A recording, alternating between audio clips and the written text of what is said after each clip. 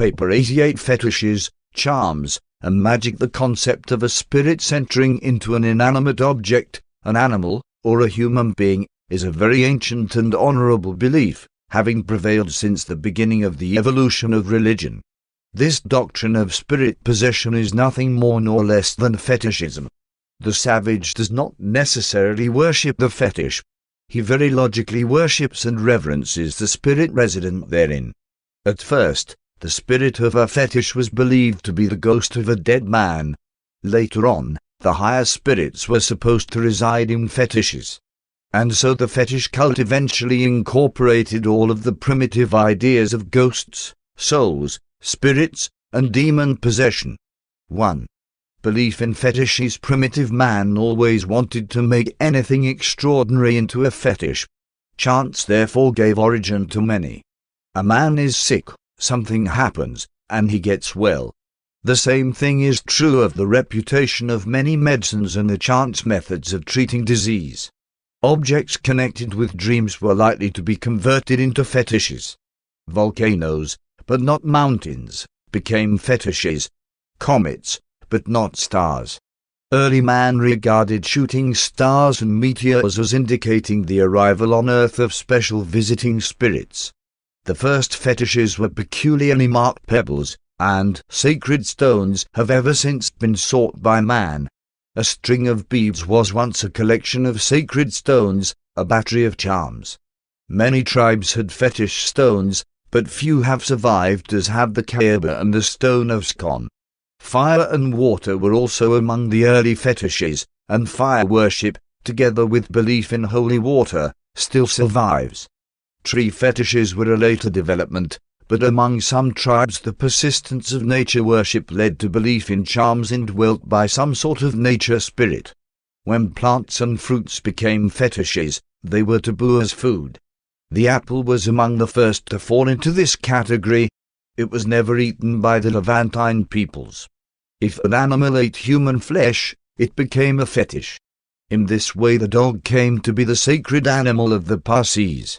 If the fetish is an animal and the ghost is permanently resident therein, then fetishism may impinge on reincarnation. In many ways the savages envied the animals. They did not feel superior to them and were often named after their favorite beasts. When animals became fetishes, there ensued the taboos on eating the flesh of the fetish animal. Apes and monkeys, because of resemblance to man, early became fetish animals. Later, snakes, birds, and swine were also similarly regarded. At one time the cow was a fetish, the milk being taboo, while the excreta were highly esteemed.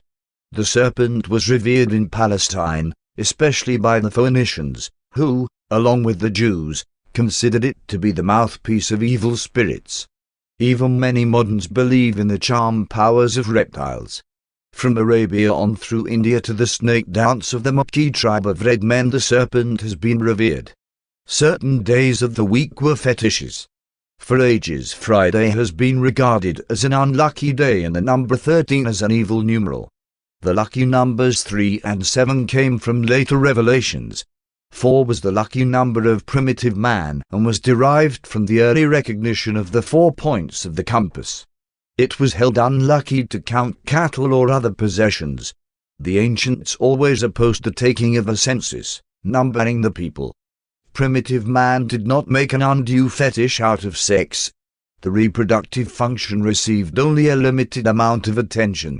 The savage was natural-minded, not obscene or prurient. Saliva was a potent fetish.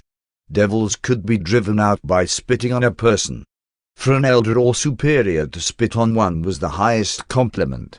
Parts of the human body were looked upon as potential fetishes, particularly the hair and nails. The long-growing fingernails of the chiefs were highly prized, and the trimmings thereof were a powerful fetish. Belief in skull fetishes accounts for much of later-day headhunting. The umbilical cord was a highly prized fetish. Even today it is so regarded in Africa. Mankind's first toy was a preserved umbilical cord. Set with pearls, as was often done, it was man's first necklace. Hunchbacked and crippled children were regarded as fetishes. Lunatics were believed to be moonstruck. Primitive man could not distinguish between genius and insanity. Idiots were either beaten to death or revered as fetish personalities. Hysteria increasingly confirmed the popular belief in witchcraft. Epileptics often were priests and medicine men. Drunkenness was looked upon as a form of spirit possession. When a savage went on a spree, he put a leaf in his hair for the purpose of disavowing responsibility for his acts. Poisons and intoxicants became fetishes. They were deemed to be possessed. Many people looked upon geniuses as fetish personalities possessed by a wise spirit. And these talented humans soon learned to resort to fraud and trickery for the advancement of their selfish interests. A fetish man was thought to be more than human. He was divine, even infallible. Thus did chiefs, kings, priests, prophets, and church rulers eventually wield great power and exercise unbounded authority. 2. Evolution of the fetish. It was a supposed preference of ghosts to indwell some object which had belonged to them when alive in the flesh. This belief explains the efficacy of many modern relics. The ancients always revered the bones of their leaders, and the skeletal remains of saints and heroes are still regarded with superstitious awe by many. Even today, pilgrimages are made to the tombs of great men. Belief in relics is an outgrowth of the ancient fetish cult.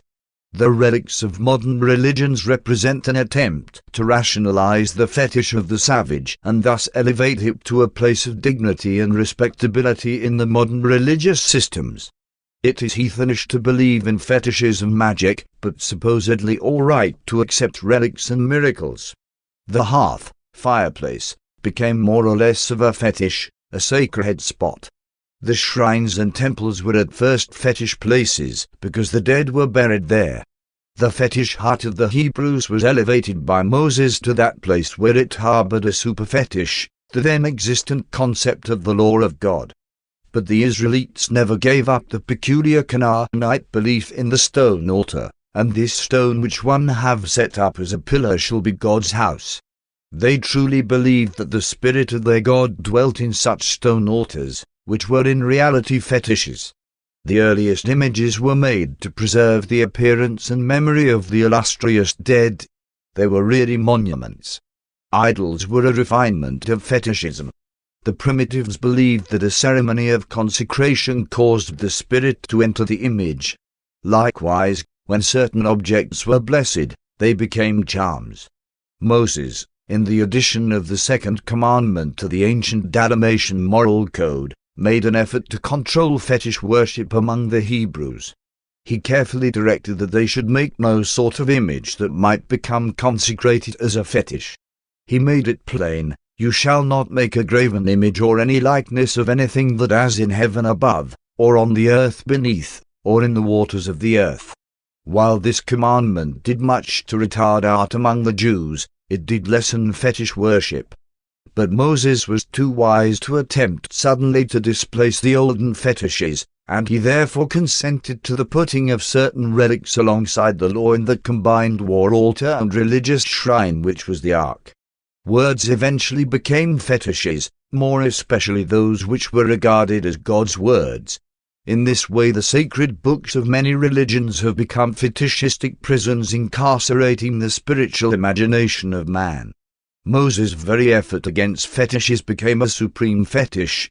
His commandment was later used to stultify art and to retard the enjoyment and adoration of the beautiful. In olden times the fetish word of authority was a fear-inspiring doctrine, the most terrible of all tyrants which enslave men. A doctrinal fetish will lead mortal man to betray himself into the clutches of bigotry, fanaticism, superstition, intolerance, and the most atrocious of barbarous cruelties. Modern respect for wisdom and truth is but the recent escape from the fetish-making tendency up to the higher levels of thinking and reasoning. Concerning the accumulated fetish writings, which various religionists hold as sacred books, it is not only believed that what is in the book is true, but also that every truth is contained in the book. If one of these sacred books happens to speak of the earth as being flat, then, for long generations, Otherwise sane men and women will refuse to accept positive evidence that the planet is round. The practice of opening one of these sacred books to let the eye chance upon a passage, the following of which may determine important life decisions or projects, is nothing more nor less than arrant fetishism. To take an oath on a holy book or to swear by some object of supreme veneration is a form of refined fetishism. But it does represent real evolutionary progress to advance from the fetish fear of a savage chief's fingernail trimmings to the adoration of a superb collection of letters, laws, legends, allegories, myths, poems, and chronicles which, after all, reflect the winnowed moral wisdom of many centuries, at least up to the time and event of their being assembled as a sacred book. To become fetishes, words had to be considered inspired, and the invocation of supposed divinely inspired writings led directly to the establishment of the authority of the Church, while the evolution of civil forms led to the fruition of the authority of the state. 3. Totemism. Fetishism ran through all the primitive cults, from the earliest belief in sacred stones, through idolatry, cannibalism, and nature worship, to totemism. Totemism is a combination of social and religious observances. Originally it was thought that respect for the totem animal of supposed biologic origin ensured the food supply. Totems were at one and the same time symbols of the group and their god. Such a god was the clan personified. Totemism was one phase of the attempted socialization of otherwise personal religion. The totem eventually evolved into the flag, or national symbol, of the various modern peoples. A fetish bag, a medicine bag, was a pouch containing a reputable assortment of ghost-impregnated articles, and the medicine man of old never allowed his bag, the symbol of his power, to touch the ground. Civilized peoples in the 20th century see to it that their flags, emblems of national consciousness, likewise never touch the ground. The insignia of priestly and kingly office were eventually regarded as fetishes, and the fetish of the state supreme has passed through many stages of development, from clans to tribes, from suzerainty to sovereignty, from totems to flags. Fetish kings have ruled by divine right, and many other forms of government have obtained. Men have also made a fetish of democracy, the exaltation and adoration of the common man's ideas when collectively called public opinion. One man's opinion, when taken by itself, is not regarded as worth much, but when many men are collectively functioning as a democracy, this same mediocre judgment is held to be the arbiter of justice and the standard of righteousness. 4. Magic. Civilized man attacks the problems of a real environment through his science. Savage man attempted to solve the real problems of an illusory ghost environment by magic. Magic was the technique of manipulating the conjectured spirit environment, whose machinations endlessly explained the inexplicable. It was the art of obtaining voluntary spirit cooperation and of coercing involuntary spirit aid through the use of fetishes or other and more powerful spirits. The object of magic, sorcery, and necromancy was twofold: 1. To secure insight into the future. 2. Favorably to influence environment. The objects of science are identical with those of magic. Mankind is progressing from magic to science, not by meditation and reason, but rather through long experience, gradually and painfully. Man is gradually backing into the truth, beginning in error, progressing in error, and finally attaining the threshold of truth. Only with the arrival of the scientific method has he faced forward. But primitive man had to experiment or perish. The fascination of early superstition was the mother of the later scientific curiosity. There was progressive dynamic emotion, fear plus curiosity, in these primitive superstitions. There was progressive driving power in the olden magic. These superstitions represented the emergence of the human desire to know and to control planetary environment. Magic gained such a strong hold upon the savage because he could not grasp the concept of natural death. The later idea of original sin helped much to weaken the grip of magic on the race in that it accounted for natural death. It was at one time not at all uncommon for 10 innocent persons to be put to death because of supposed responsibility for one natural death. This is one reason why ancient peoples did not increase faster, and it is still true of some African tribes. The accused individual usually confessed guilt, even when facing death. Magic is natural to a savage. He believes that an enemy can actually be killed by practicing sorcery on his shingled hair or fingernail trimmings. The fatality of snake bites was attributed to the magic of the sorcerer. The difficulty in combating magic arises from the fact that fear can kill. Primitive peoples so feared magic that it did actually kill, and such results were sufficient to substantiate this erroneous belief. In case of failure there was always some plausible explanation. The cure for defective magic was more magic. 5. Magical charms. Since anything connected with the body could become a fetish, the earliest magic had to do with hair and nails.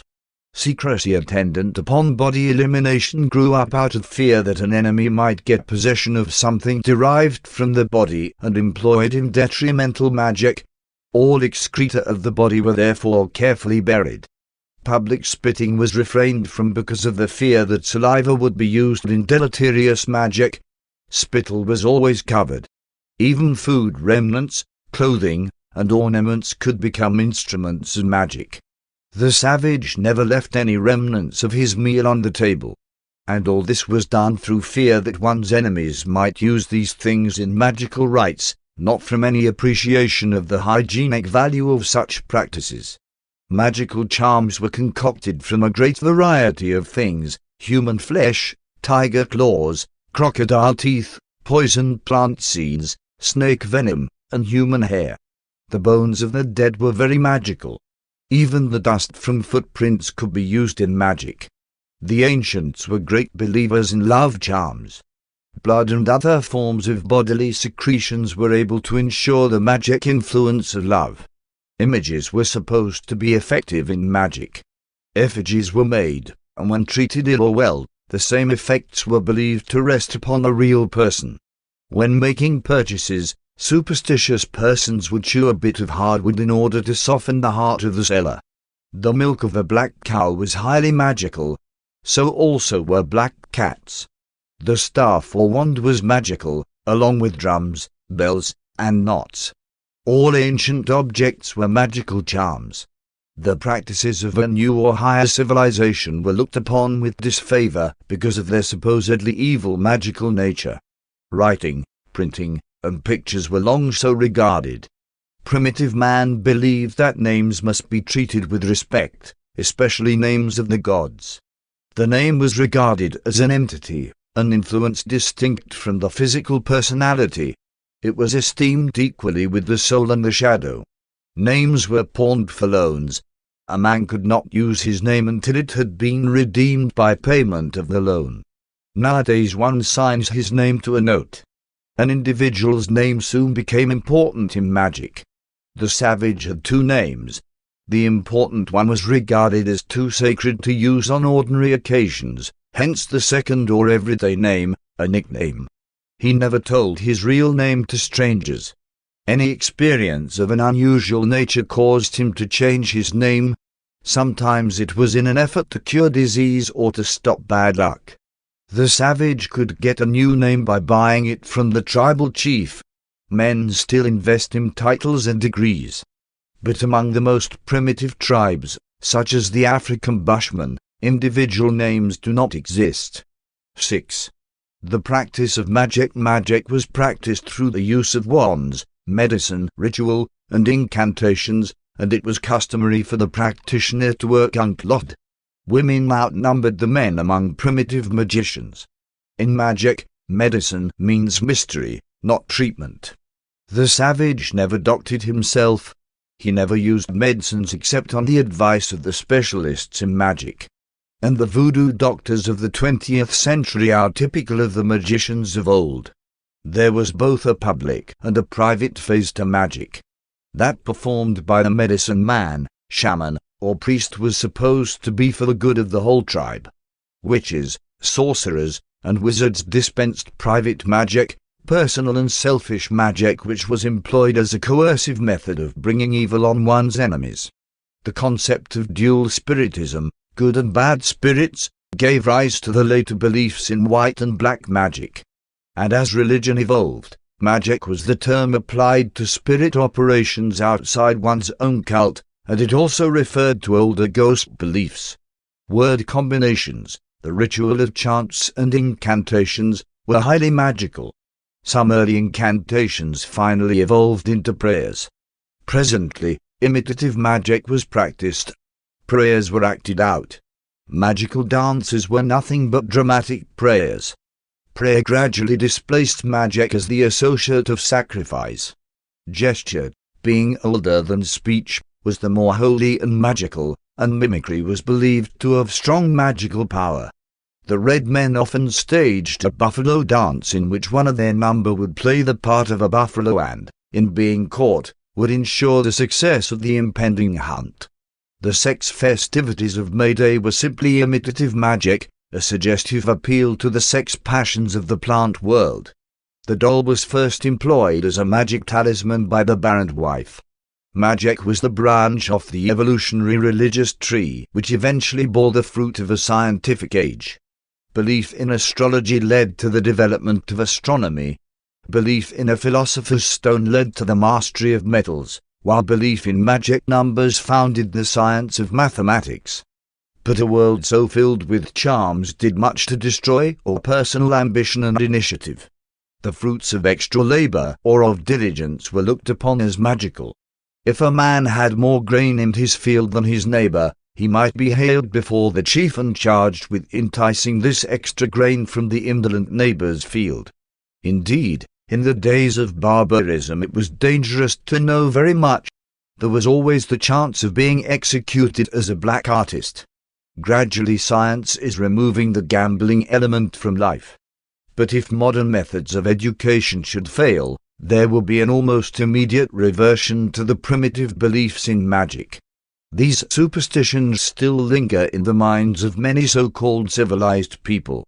Language contains many fossils which testify that the race has long been steeped in magical superstition, such words as spellbound, ill-starred, possessions, inspiration, spirit away, ingenuity, entrancing, thunderstruck, and astonished.